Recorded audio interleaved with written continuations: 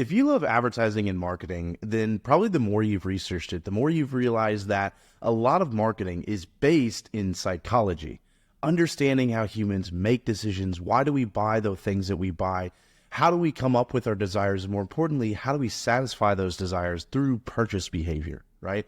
And if you've read books like 48 Laws of Power, Trust Me, I'm Lying to You by Ryan Holiday, you've read books like Dark Psychology, you've understood that there are, in fact, levers. There are patterns in the ways that humans make decisions.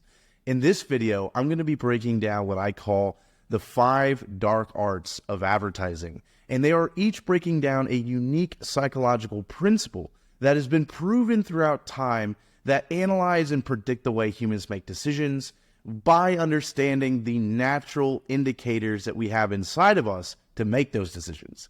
I love this video because it really gets nerdy in the areas of consumer psychology, into sociology. And so inside of this video, you're going to see not only these principles breaking down, described to you so you understand what they are, I'm going to show you and talk about examples of major companies using these principles to grow their businesses, to get more sales, and to get more customers. So put your nerdy hat on, get ready to ride with me. It's really cool. This is in a very much podcast interview style of video, and I'm sure you're going to enjoy it. This is definitely one that you're going to hear a thought, and you're going to go, I want to research more about that. And that's my true intention.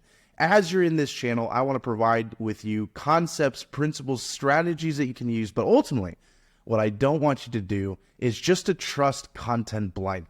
Just because Ashton says it or some other guru says it doesn't always mean you should be using it. And so my hope is that I can spark curiosity to cause you to dive deeper into your research and to develop into your own advanced, sophisticated marketer and advertiser. So with that said, let's jump right into the video and enjoy. Hello and welcome to another episode of the Ad Science Podcast. I'm Jonathan Green, your friendly neighborhood podcast host, aka Juan Verde, and I'm here today with my favorite podcast buddy and I don't know, what do you call it? You're not a sidekick, you own the place. Whatever, Ashton Shanks, welcome and thank you for your time. I always appreciate hanging out with you. And we're in face-to-face this time. Face-to-face mode, man. They get the whole business this time, right? Yeah, so today what I wanted to do is I wanted to take a little bit of time and continue the conversation that we were having on the last podcast, where we discussed the dark arts and the 9 psychological principles. We got through that pretty effectively. And for me, that's just captivating, interesting stuff. So what I want to do this time is sort of jump into the 5 actual dark arts, kind of take a high level approach to that. We're not going to give away the farm, okay, but we're going to make them want it. That's the goal. Typical marketing fashion. Exactly. So give me just another recap.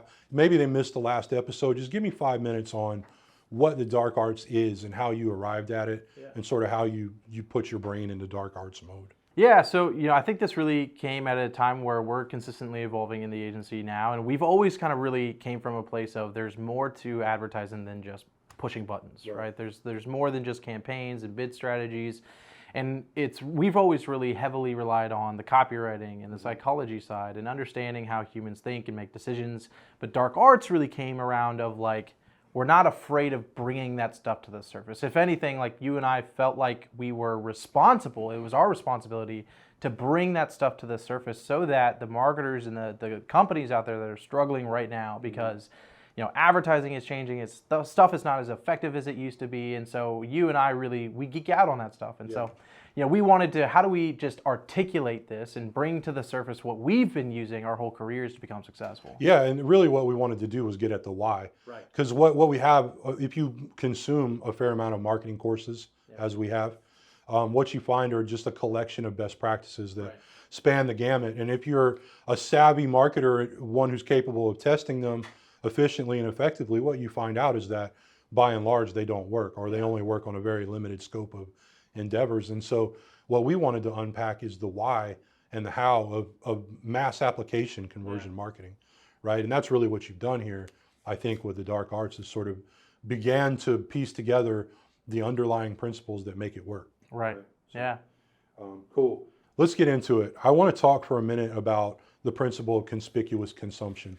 Help me define that and understand what it is, and then we'll try to get an example for the. Yeah, so the concept really states that, you know, people like things that elevate their status, right? And then oftentimes we will buy things or make decisions based on its ability to raise our status in our surrounding, whether it's our friends or our peer groups or at work, whatever. And so, you know, the idea of consumption, you know, think malls and designers, like, why do we buy heels just that are thousands of dollars just because it's got red paint on the bottom of it? You know what I mean? Right. It's because of the status that it gives us. And so it kind of errs on the side of people will make those decisions, buy things less out of practicality, but more out of what does this do to me and my status? Yeah, sounds like that applies to basically every luxury good and service known to man. But I've heard you talk about this, and you very effectively illustrated the principle talking about diamonds. Why don't you tell me about that? Yeah, so the story really comes from when diamonds were really coming out. When they first had them, you know, if you think back to the 1800s, early 1900s, diamonds were actually not really a big thing. People didn't buy them as engagement rings. They bought gold rings. And so it was never really a thing that people did because diamonds were so limited. It was very hard to find them. There was only, you know, I think it was a few hundred pounds a year was really being created. But then, at one point, there was massive diamond mines found in, I believe, Brazil or South America, which is also Brazil, but it's thousands of pounds. And so at the time, the diamond miners, they realized that they had a huge problem, right? Just because basic economics, what happens when there's a massive supply and the demand is low because people aren't used to buying diamonds, well, then now diamonds become basically valueless, right? And so what they had done, they formed basically the largest cartel ever created, but people know it today as De Beers Diamonds, right? We see the commercials all the time, but really it was a cartel that formed with all the miners that came together and said, we have to control the supply of diamonds or else we're gonna all lose our jobs, we're gonna lose our careers, right? And so they came together, they hired an agency out of Philadelphia called N.W. Ayer and Son. And N.W. Ayer and Son proposed the concept of conspicuous consumption. Basically, that if we can turn the diamond into a symbol of status and we can make it feel like everyone should have it, that's how we grow the value of diamonds and we allow De Beers to continue to grow, right? And so essentially they started doing this. They started doing a bunch of ad campaigns. They went out into school assemblies and started having assemblies with girls because they didn't want to go after the current market because they believed they could never convince the current market that diamonds were valuable and they should buy it. And so they were like, all right, well, let's go after the people who will get married in 5, 10, 20 years, because if we can convince them that that's important, then that's how we're going to actually survive. And so they started doing assemblies, they started making actresses and political figures and all the influencers that people watched wear diamonds, and they attached it to getting married, which was brilliant, but also kind of like manipulative as hell, right? But they attached it to marriage because it was like, well, we can't just get people to buy diamonds. We have to get people to buy diamonds and then never sell it. Because we have all this supply, and if they buy it and then just turn around and sell it, that's going to increase supply, and then the value goes down anyway. So they did all of this, and over the years, it worked out remarkably well. I believe that the statistic was specifically, it was like they went from, it was like $50 million a year in gross sales to $1.7 billion in sales by, you know, over the next 40 years. Insane. So that was really the big story that I love using because it illustrates the idea so well of if you can get people to think and go, I want to be like them. Or for men, it was the size of your diamond represents your status, how wealthy you are, how good you are, right? And so they attached it to that ego side of humans, and that's what really allowed De Beers Diamonds to become what it is today. It's amazing. So you might call it collusion, we call it De Beers, but the principle at work there is conspicuous consumption. Exactly. So now the people are beginning to see what we're doing here, right? We're outlining those underlying principles that make conversion work. The next one, the second one, is autonomy bias. Tell me about that.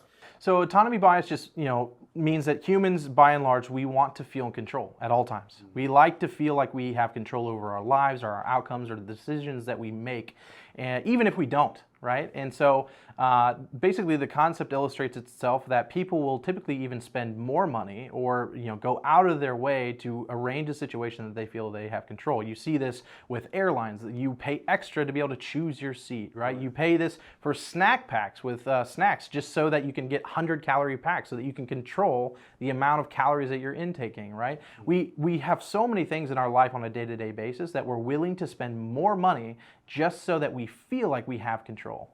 mass customization, Yep, right? mass All of these customization. things. Talk about the Smile Train case study for a minute, because Yeah. as I recall, they made a whole bunch of money for donations by sending out a card that ostensibly said, "We'll never send you another card if you make a donation right now." Yeah. So they were a nonprofit company. They help children around the world that have cleft palates, and so they get their money entirely through donations in their nonprofit. And if you're listening to this and you've ever worked in the nonprofit industry, you understand it is very difficult to do this. And so anyway, back then all of their marketing came from direct mail.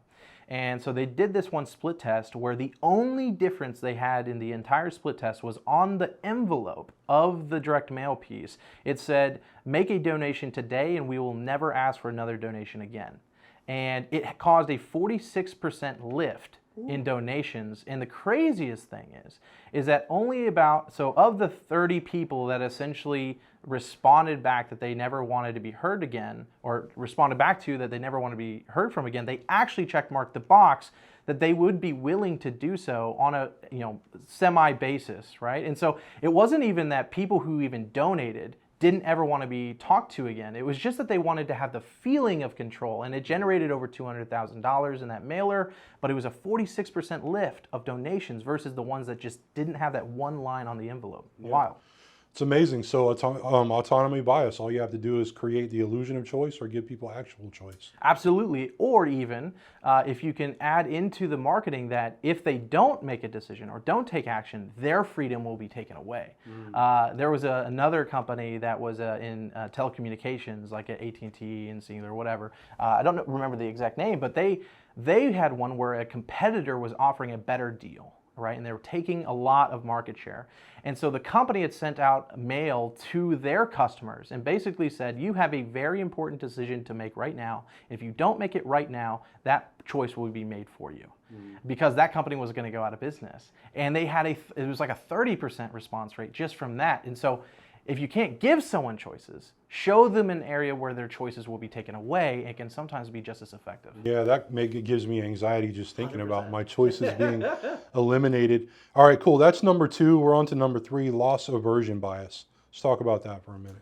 So loss aversion bias is essentially the idea that the pain of losing something is greater than the pleasure you would get from gaining something, right? So you losing $100 is much more painful than the feeling that you get when you gain $100. And so people will go out of their way to feel like they're not losing something or something is getting taken away from them.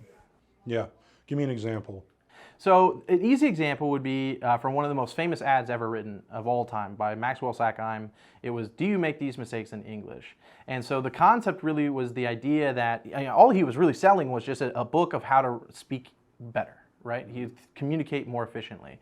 And so it's not a very sexy thing to sell, but what he positioned on the front end on the headline was the concept that if you ignored it, well, you might be making mistakes in English that you aren't even aware of, right? And so he attached the idea to this feeling of you are losing out on something or you are currently losing out on something by not taking action. And that ad ran for 40 years without ever being shut down. And the only reason it ever stopped running was because the company sold. Right.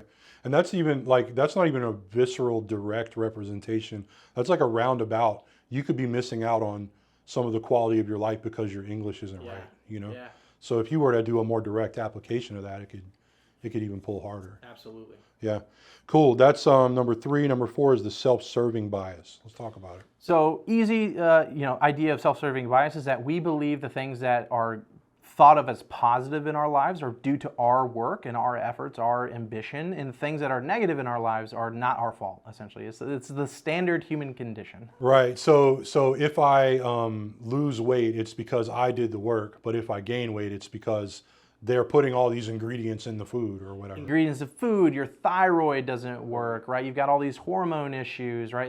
It's always someone else's fault. Or the agency side, right? If you have a 5x ROAS, then it's because you have a great offer, a great product, and you've built a good brand. If you get a 1x ROAS, it's because your ad agency sucks. Right. You know what I mean? That's how it works, Yeah, right? We've all experienced that for sure. Well, how do you use it in an ad though, I guess? Give me an example of how would I apply that to my own advertising. 100%. So we see this in the fitness industry all the time, right? The positioning, the marketing around, it's not your fault that you're overweight. It's you're not choosing the right diet, right? Or you have these enzymes in your stomach, therefore you should buy these pills. Or the idea that the government basically is withholding stuff from you. It's the idea that, hey, it's not your fault you're poor. It's the government, they're stealing from you, so you should go this route. There was one ad that specifically that we talk about in our training where we break down one where it was basically talking about, hey, if you have a sore throat, you need to switch brands, right? Or it was like 2,000 doctors recommend that brands do, that they recommend this brand of cigarettes, right? And the whole idea was that, like, hey, it's not your fault your throat hurts, you're smoking the wrong brand, right? Mm-hmm. So anytime that you can, there's a famous quote of basically that if you can basically make people feel like their problems are not because of them, and you can allay their fears, right? And you can throw rocks at their enemies, that's how you actually convert someone. And so anytime you can make someone have a way out of why their situation is not ideal and it's someone else's fault and you just help bridge that gap, you typically will get better results in marketing. It can be used unethically quite often, though. Yeah, I can imagine so. I might try to use that unethically myself. We'll bleep that out, right? I kid, I joke. All right, last one is present bias and hyperbolic discounting. I've always wanted to ask this, but why hyperbolic? Is that in hyperbole? Hyperbolic, essentially, I believe, I'm not entirely sure why they call this principle that, but I believe it's because the idea of you getting something now snowballs into something in the future, gotcha. Right? And so the whole concept of present bias or hyperbolic discounting, they both pretty much mean similar things, but as humans, we prefer short-term gain over long-term gain, even if the longer-term gain is much, much better for us. Yeah, so like if I win the lottery, I'm taking the cash payment. That's right. I'm taking the cash payment, and I'm not going to invest it into stocks. I'm not going to invest it into real estate because I want the quick pleasure, the quick dopamine hit. Well, give me a business example. I guess the loan guys come to mind. The structured annuities. Yeah, structured annuities. So if anyone ever, if you're a 90s kid, I know you remember this, but it's, the My Money and I Need It Now commercial, right? J.G. Wentworth. Well, they do structured settlements, right? And essentially, structured settlements offers you less money, but you get it more instant versus a normal type of settlement from a lawsuit, which would drag out over a long period of time and be a big lump sum of money.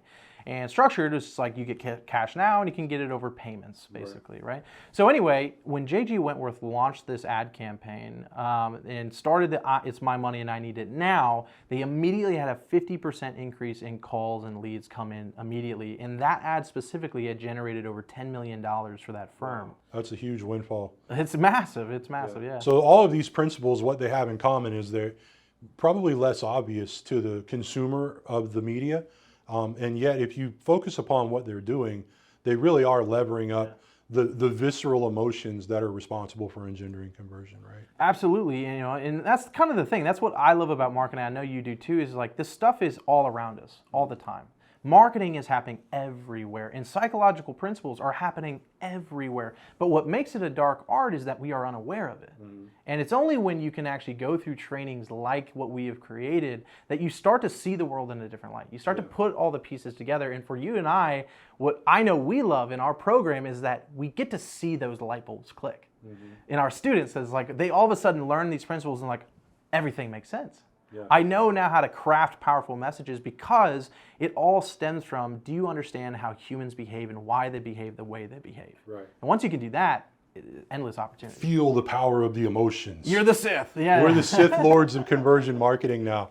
All right, cool. Well, that's a wrap. I just wanted to discuss it at a high level. If they're nice to us, we'll get into a deeper discussion of it later, or we might just make them buy the course, one way or the other. He's Darth Shanks, and I'm Darth Verde. We'll see you guys on the next episode of the Ad Science Podcast. Cheers.